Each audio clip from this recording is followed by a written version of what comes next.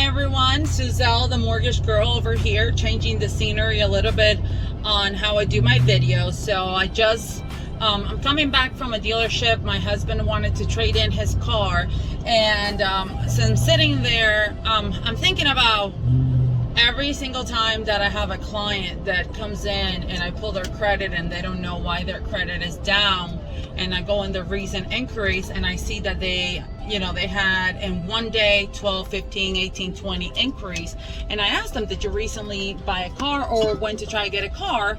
And voila, there you go. They say, yeah, we went to a dealership and we got a car, it's just not showing on my credit. Which, by the way, rule number one, always look at the inquiries on your credit, or if you're a loan officer, or if you're a realtor, or always know that inquiries that show on the credit report, we will ask you what they are, okay? Because it could be an account that you open and it's not showing on your credit yet.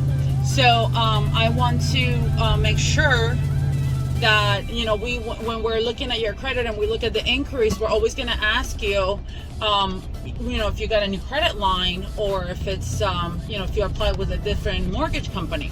So that, just keep that in mind, that inquiries is always going to be something that we check. So anyways, when you go buy a car, let's say you have to absolutely buy a car before you buy a house, do not go to a dealership and let them get you the financing. They will destroy your credit. I've seen as many as 24 credit inquiries in one day, and then people come and try to buy a house and they're like, I have no idea why my credit is 60 points lower than that I thought, blah blah blah. So yeah, keep in mind that if you go to a dealership, they will take your credit and they will send it to different banks to see which one gives them the better deal.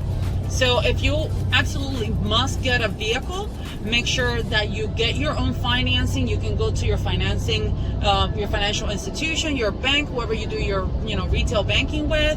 Call around, do some research, and get a pre-approval, and come already with a pre-approval to the dealership. Okay, they will tell you, we probably can get you a better interest rate.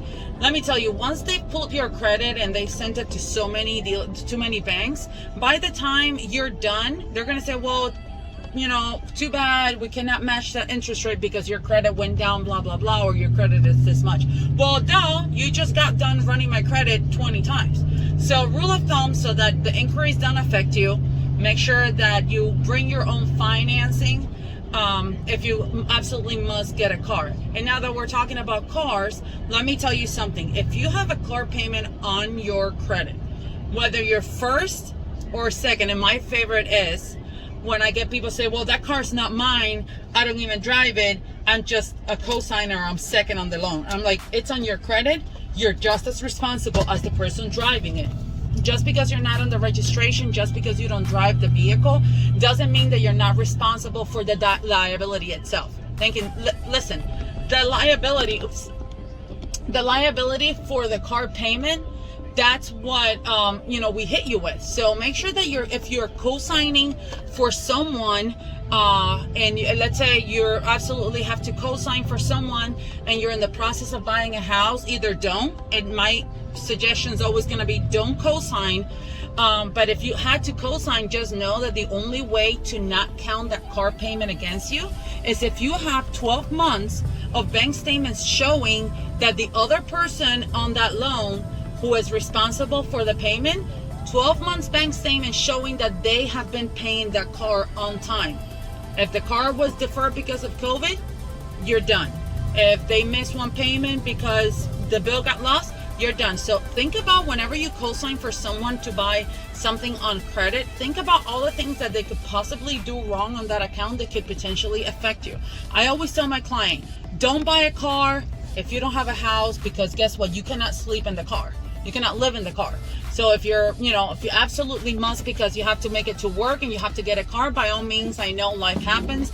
But if someone, needs you to co-sign for you, and you're thinking about buying a house, whether you're not ready now, you're thinking about in 6 months, just know that we're going to need 12 months of bank statements from the other person making on time consecutive payments. Listen, on time consecutive payments. I don't care if COVID said, that you didn't have to make a payment. I don't care, whatever the case may be, or let's say you had to make the payment for them because they couldn't afford it. As soon as you don't have 12 months of consecutive payments by the other person on the loan, you're done. On that note, please be very careful with your credit. If you have any questions about items that you have in your credit and you want to consult with me, please make sure you can comment or you can reach out to me, and I'll put my contact information, my email address. You can hit me up on Facebook, but just be very careful because your credit is one of the big 4 C's, 4 C's in getting a finance loan. So I'm so glad that I shared this with you, and I'm sure I'll be posting other things. There comes my husband. He just got here with a beautiful brand new car or truck. So hit me up, give me some comments, give me some feedback, and I'm so looking forward to seeing you guys again. Bye.